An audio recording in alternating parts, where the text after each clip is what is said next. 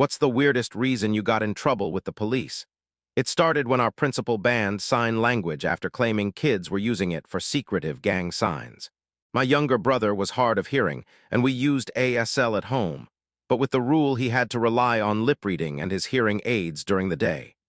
Without signs, he missed half of what teachers said and pretended to understand when he didn't. His grades tanked because he couldn't ask for clarification without exposing that he wasn't following along. I taught him to always sit in the front row where he could see teachers' faces clearly. We developed subtle signals that didn't look like sign language, just scratching our nose or tapping the desk to mean yes or no. He became an expert lip reader out of necessity, studying mouth shapes the way other kids studied flashcards. During fire drills, I'd make sure he followed me since he sometimes missed the announcements if his hearing aids were acting up or the batteries died, which happened constantly because the school nurse kept confiscating his extras, saying they could be drug paraphernalia. The hardest part was watching him struggle through presentations and group work, where multiple people talked at once and he couldn't track who was speaking. Teachers thought he was shy or slow, not understanding he was missing entire conversations. One teacher even recommended him for special education evaluation, not because he was hard of hearing, but because she thought he had cognitive delays. I wanted to interpret for him so badly, but even finger spelling would get us both suspended. The principal had already given warnings to 3 deaf students who'd accidentally signed to each other in the hallway, calling their parents about defiant behavior. He started having anxiety attacks about school, sitting in class terrified someone would ask him something he didn't hear. I'd see him at lunch, alone because he couldn't follow conversations in the noisy cafeteria, pretending to read so nobody would try to talk to him. His audiologist said his hearing was getting worse from the stress, that he was experiencing selective auditory shutdown from the constant strain of trying to understand without visual language support. The doctor wanted to write a letter to the school requiring ASL accommodation, but my parents knew that would just get him labeled as a troublemaker. During chemistry class, someone knocked over a cart full of chemicals that created toxic fumes when they mixed. The teacher screamed for everyone to get to the emergency shower station while she grabbed the gas masks from the storage cabinet. The alarm was blaring so loud it hurt, and thick yellow smoke was filling the room. The teacher was trying to shout instructions through the plastic mask, but even I could barely understand her muffled voice saying something that sounded like not or stop or hot. Everyone was pushing toward the emergency shower, thinking that's where we were supposed to go, but the teacher was actually saying not to go there because the spill was spreading that direction. Through the chaos and the fogged-up masks, I saw my brother following the crowd toward the contamination. He couldn't hear the teacher's corrections through the alarm and couldn't read her lips through the thick plastic mask. His hearing aids were screaming feedback from the alarm, and I could see him pulling at his ears in pain while still moving the wrong direction. I raised my hands to sign but stopped, knowing there were cameras everywhere. My brother was about to walk directly into the toxic spill that was eating through the floor tiles, actually dissolving them into smoking black puddles. Other kids were pulling their friends back, but nobody knew my brother needed help. The teacher was dealing with the kids closest to the spill, not seeing him heading the wrong way. Someone had already collapsed near the contamination, their skin turning red where the fumes touched it. There was no choice. I jumped onto a desk so he could see me over everyone's heads and signed, "Stop danger chemical there," pointing to show the spill spreading toward the emergency shower. Then signed, "Come here, safe exit this way," using big, clear signs he could see through his fogged mask. He immediately changed direction, and I kept signing to guide him and 4 other kids who followed him to the safe exit. My signing probably saved them from chemical burns that the 3 kids who reached the contaminated area ended up getting on their legs and arms. When the paramedics arrived, they said anyone who'd gotten close to that particular chemical combination would need immediate treatment for lung damage. My brother had been heading straight for the worst of it. The hazmat team said the spill area would have caused permanent respiratory damage to anyone who walked through it without proper protection, and 1 kid was already being life-flighted to the burn unit. The next morning, the principal called me to his office. He had the security footage paused on his computer screen, showing me standing on the desk with my hands clearly forming ASL signs. My brother was already there, sitting in the corner chair with his face pale. "Your brother told me he would have died without your gang signs," the principal said, making air quotes. But that's exactly what a gang member would say to protect another gang member, isn't it? He picked up his phone and started dialing. Already reported this to the police as suspected gang activity. They're very interested in speaking with both of you. The door opened 20 minutes later, and Officer Sarah Greenfield walked in carrying a notepad and looking confused about why she'd been called. She glanced at the computer screen showing me on the desk with my hands frozen mid-sign, then looked at my brother who was still sitting in the corner chair. The principal started talking fast about gang activity and secret codes while she wrote something down. She asked my brother to come with her to another room for questioning, and he stood up slowly, his face getting even paler. I wanted to go with him, but the principal held up his hand and told me to stay put. My brother looked back at me once before following Officer Greenfield down the hall, and I could see his hands shaking. The principal turned his computer monitor toward me and clicked play on the security footage again. He kept pausing it every few seconds to point at my hands, forming each sign like he was showing me evidence of a murder. He grabbed a yellow legal pad and started writing down timestamps for every single hand movement I made during the emergency. The footage showed me signing stop, and he circled it on his pad 3 times. Then he took a screenshot of my hands forming the word danger and saved it to a folder on his desktop labeled gang evidence. He muttered something about organized gang activity while replaying the part where I signed chemical. He pulled up another video from 2 weeks ago showing those 3 deaf students signing to each other in the hallway. He pointed at their hands and then at mine on the emergency footage, saying he knew something was wrong back then. I sat there watching him build his case against sign language like it was some kind of drug operation. Officer Greenfield came back after what felt like forever and asked me to explain what each sign meant. I told her stop meant stop, just regular stop, nothing secret about it. She wrote it down in her notepad like I was confessing to something illegal. I explained that danger meant danger because my brother was about to walk into toxic chemicals. She kept writing without looking up at me. Chemical meant chemical, I said, because there were actual chemicals eating through the floor. She asked if we had other signs that meant different things, and I wanted to scream that we had a whole language. The principal interrupted to announce I was suspended immediately for violating the school's sign language ban. He said it didn't matter that it was an emergency because rules were rules, and I'd broken them on camera. The suspension would last until the police investigation was complete, which he said could take weeks or even months. He handed me a yellow form that said suspended 4 gang-related hand signals at the top. My brother came back from his interview looking like he might throw up, his face white and his eyes red.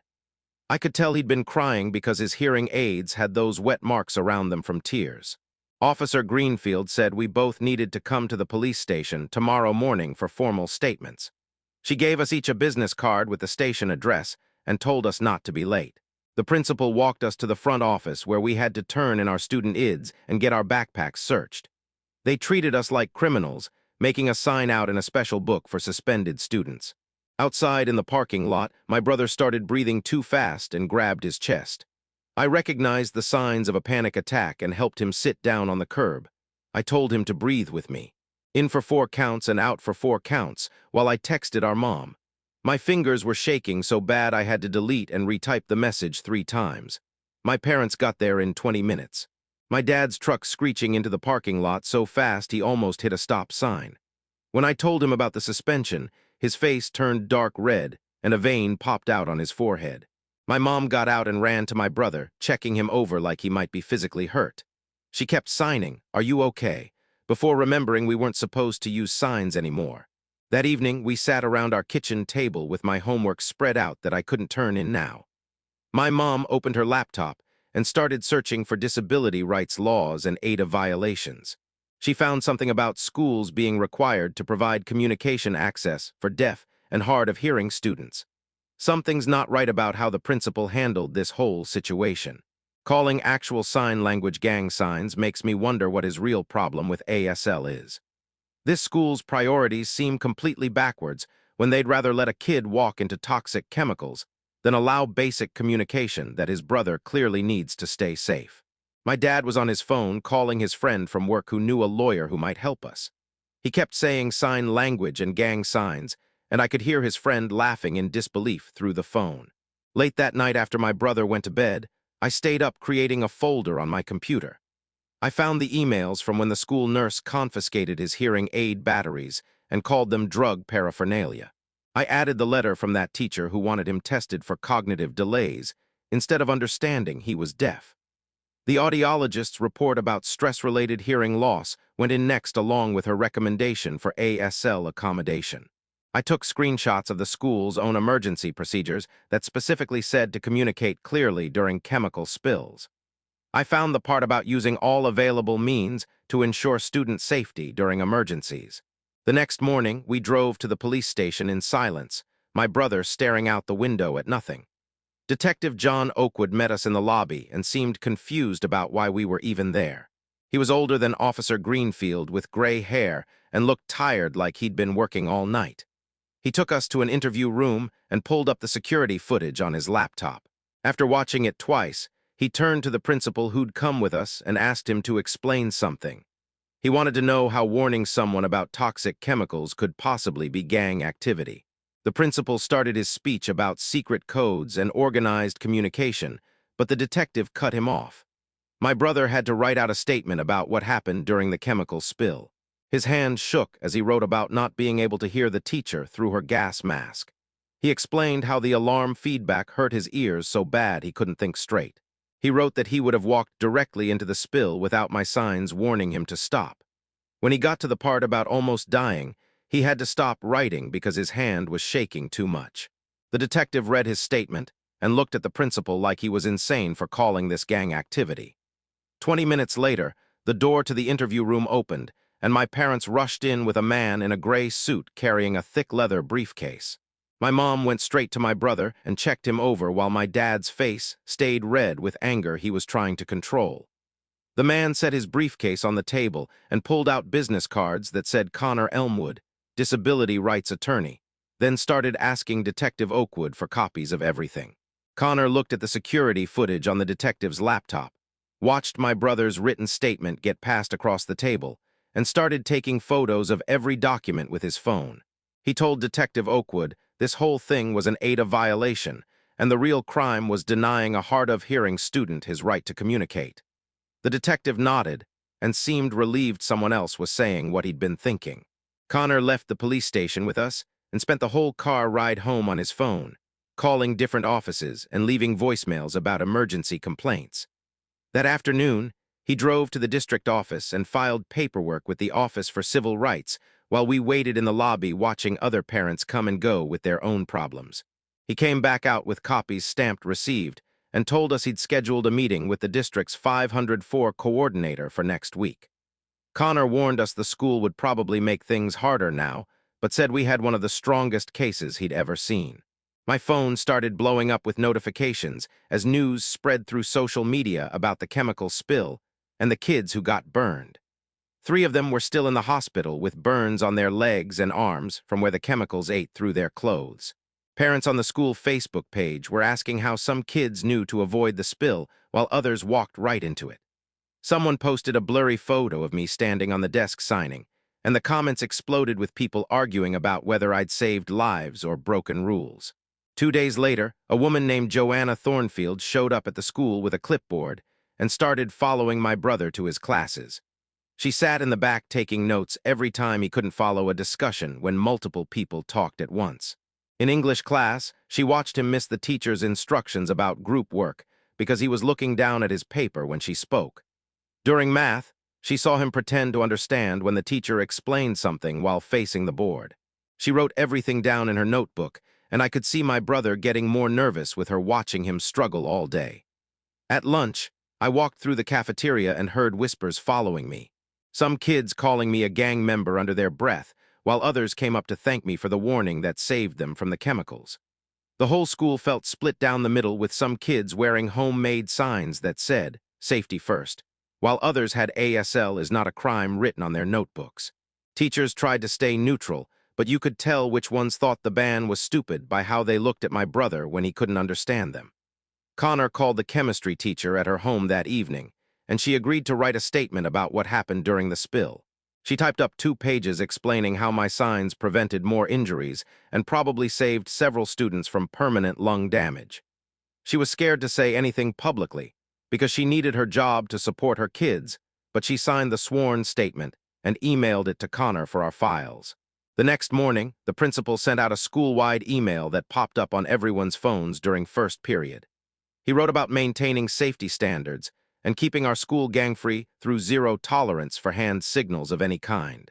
He reminded everyone that the sign language ban was still in full effect, and any violations would result in immediate suspension. Kids started taking screenshots and posting them online with angry comments about discrimination.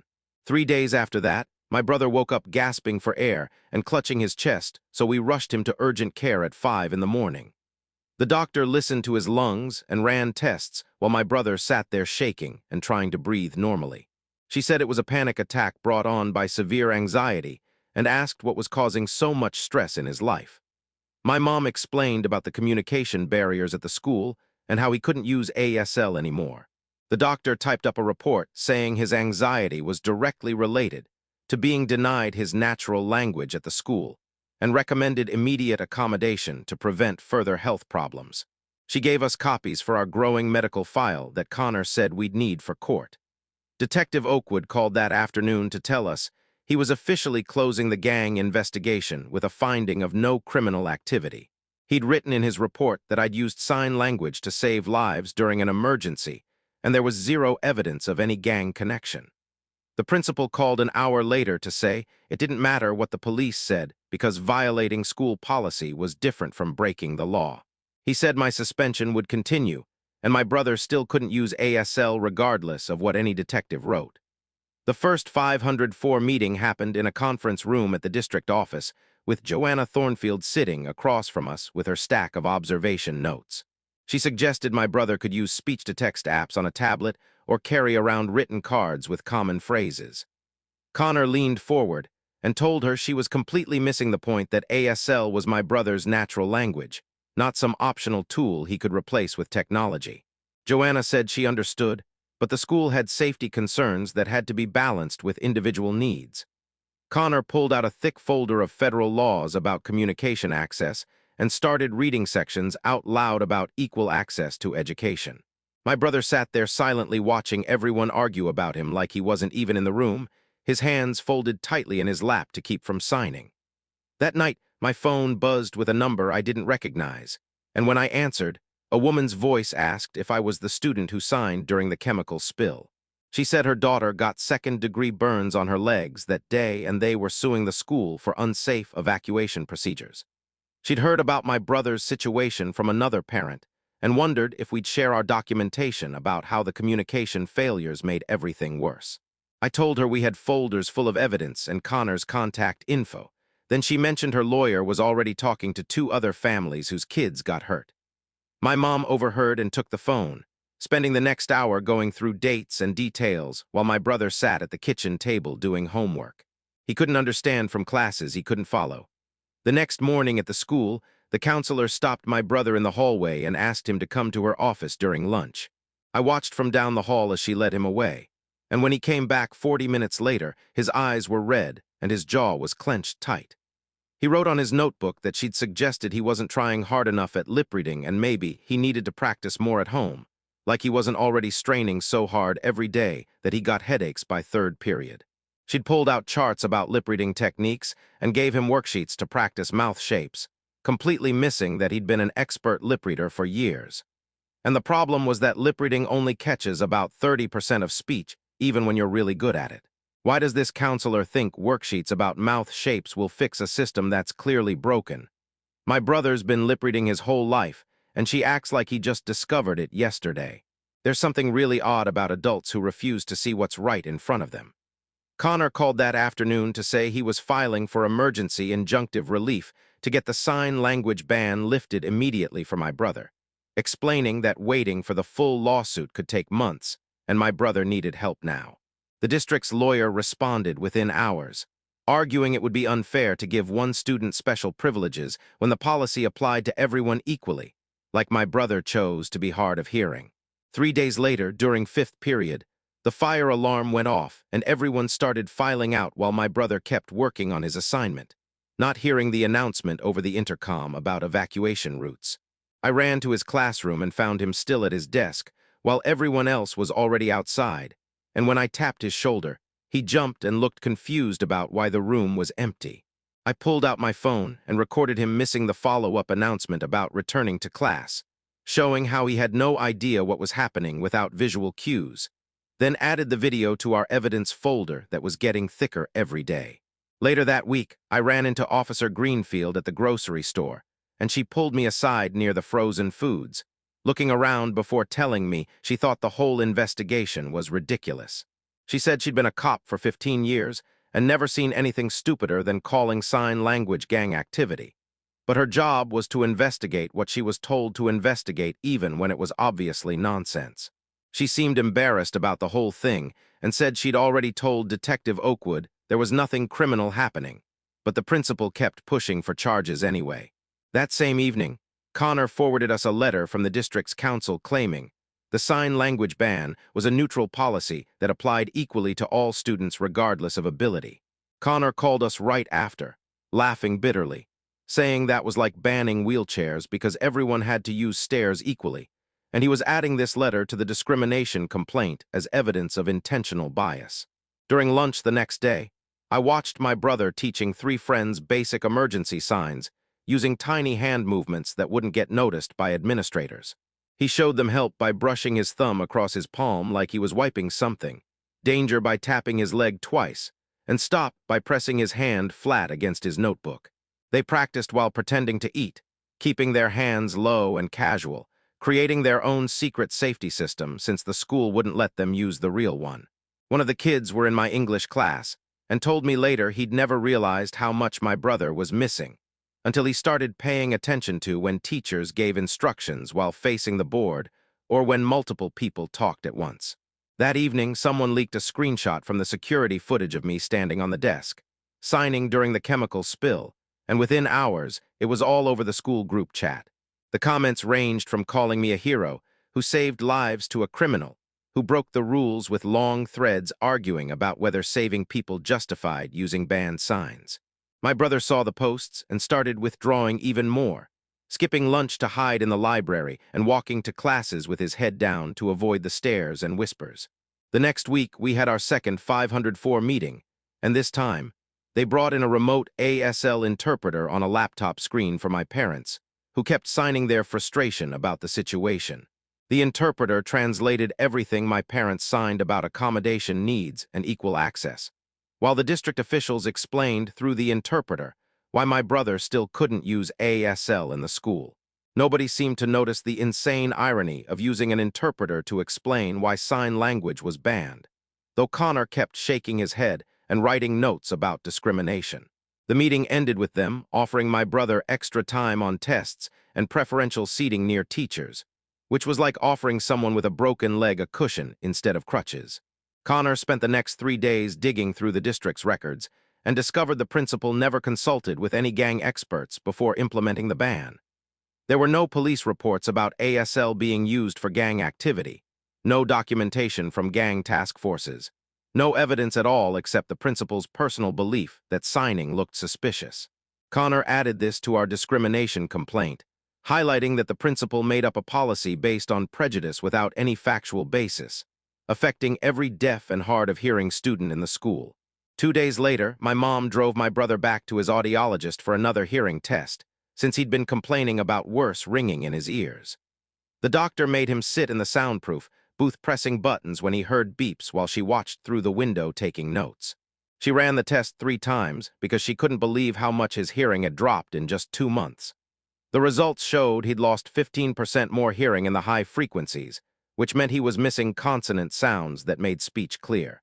She typed up a letter right there in the office, stating his hearing was getting worse fast from the stress of constant lip reading without ASL support.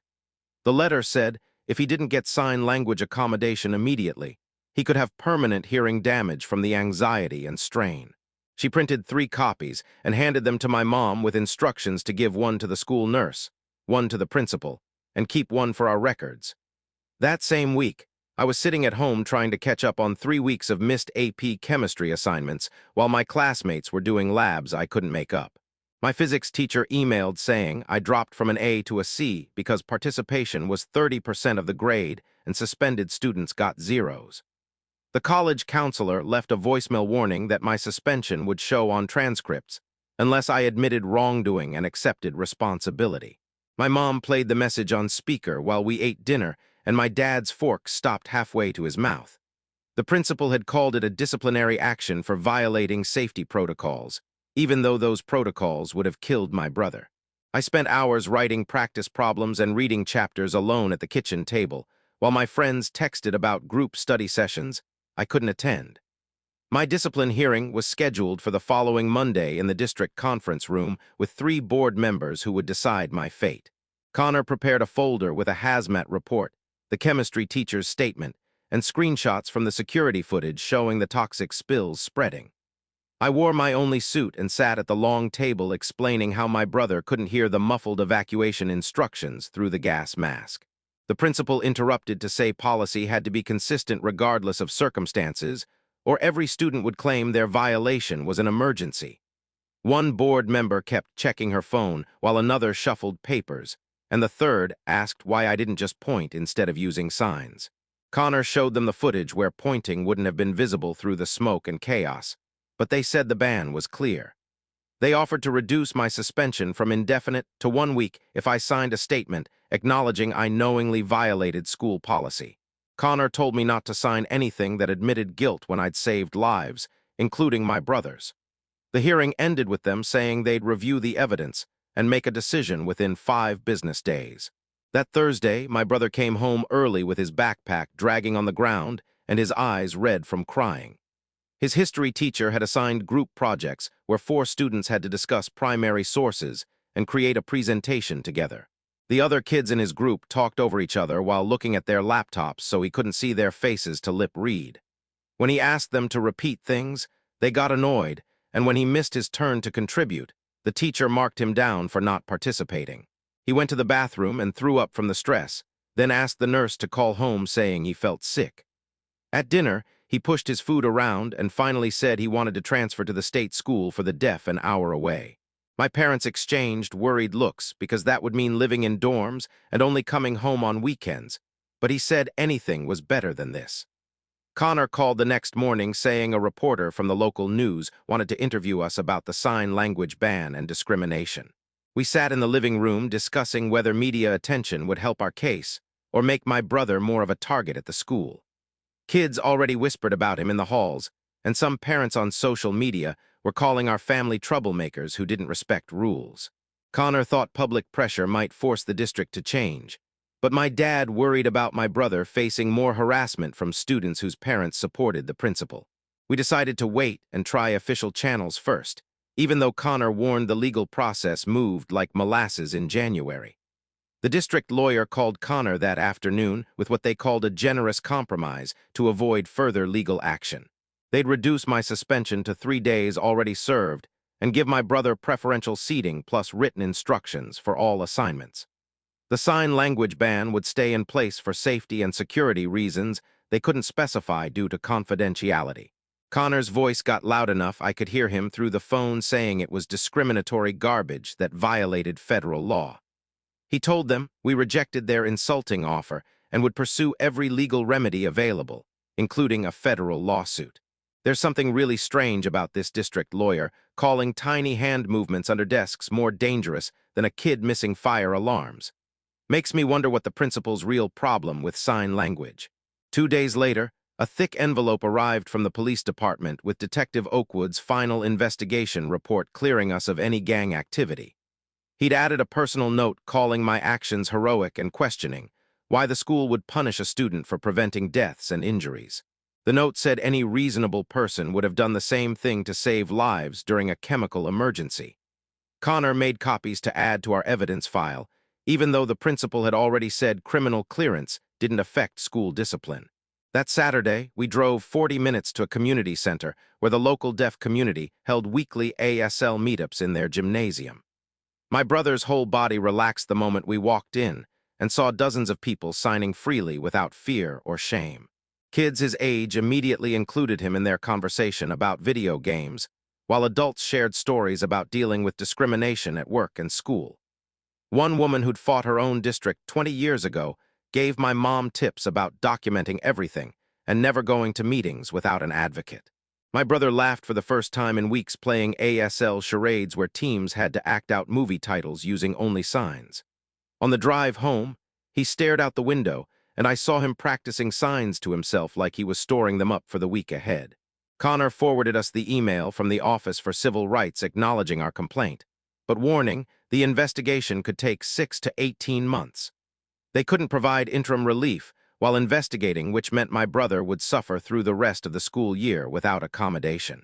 Connor started drafting a federal lawsuit as our next option since the administrative process was basically useless for getting immediate help. He said we'd need to show irreparable harm, which was easy given the audiologist's letter about permanent hearing damage from stress. Meanwhile, back at the school during chemistry class, the teacher stood at the front and announced new emergency procedures after the spill incident. She looked directly at the security camera and said students should use any form of communication necessary to save lives during emergencies. Several kids pulled out their phones and started recording as she repeated that safety came before any other policy or rule. One student raised his hand and asked if that included sign language, and she said especially sign language or any other method that could prevent injuries. My brother brought home his report card 2 weeks later with 3 Ds and 2 Fs, and my mom's hands shook as she read the teacher comments saying he wasn't trying hard enough. The English teacher wrote that he never participated in discussions, even though he sat right in front, not understanding that he couldn't follow when multiple kids talked at once. His math teacher marked him down for not asking questions when confused, but how could he ask when he didn't even know what he'd missed? I watched him do homework for 4 hours straight, writing and erasing the same problems over and over because he'd missed key instructions during class. His notebooks were filled with half-copied notes where he'd given up trying to lip-read and write at the same time. The principal caught me alone by my locker on Monday morning, standing too close while other kids walked past us in the hallway.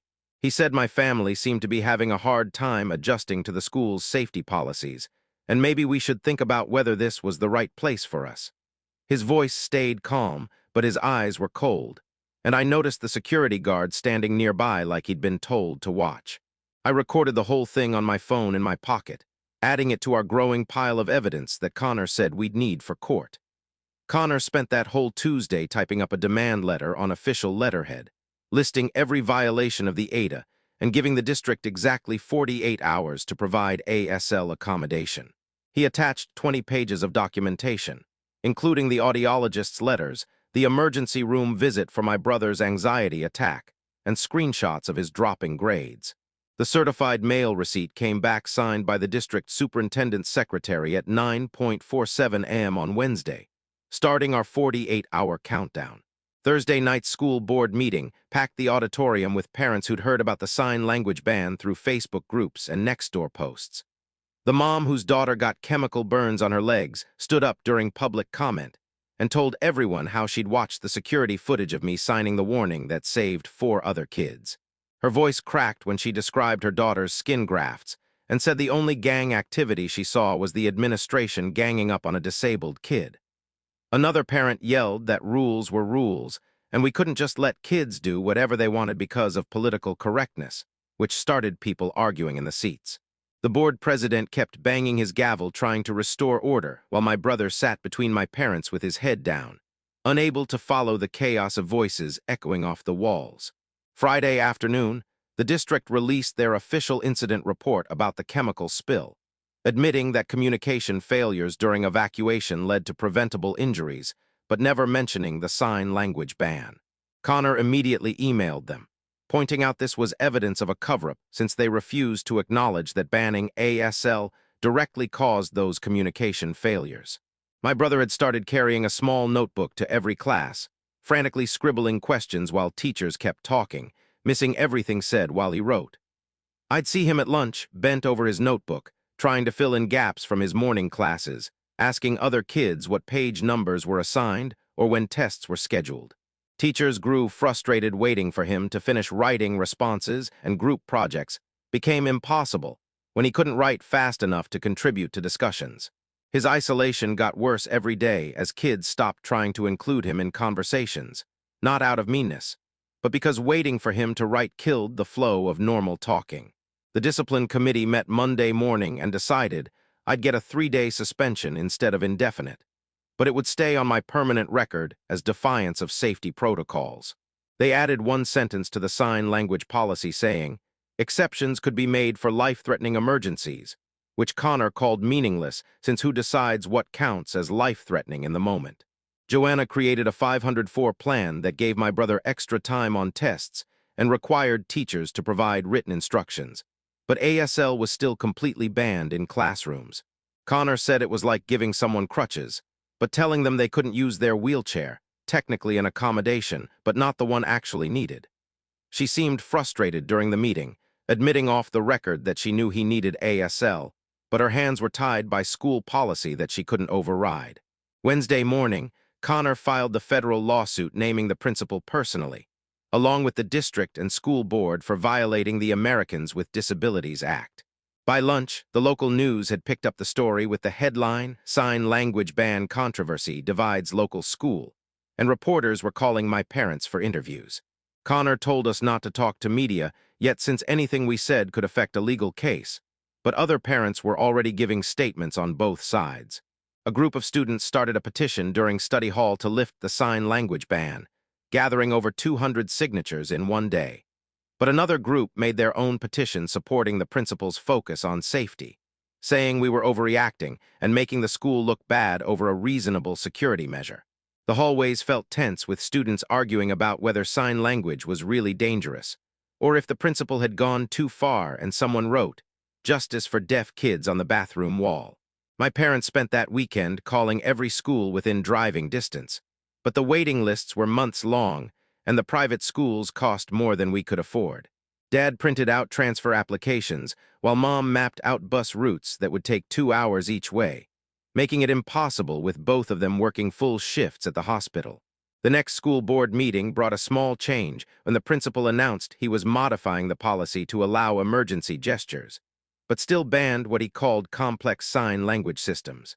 He stood at the podium explaining how pointing and basic hand movements were now acceptable in emergencies, but full ASL remained prohibited as potential gang communication.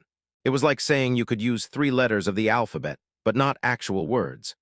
My brother found 2 kids in his math class who started taking notes for him without being asked, sliding their notebooks over so he could copy what he missed.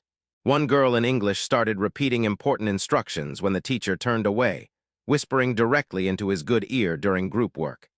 These small acts helped him keep up slightly better, though he still missed most class discussions and couldn't participate when multiple people talked.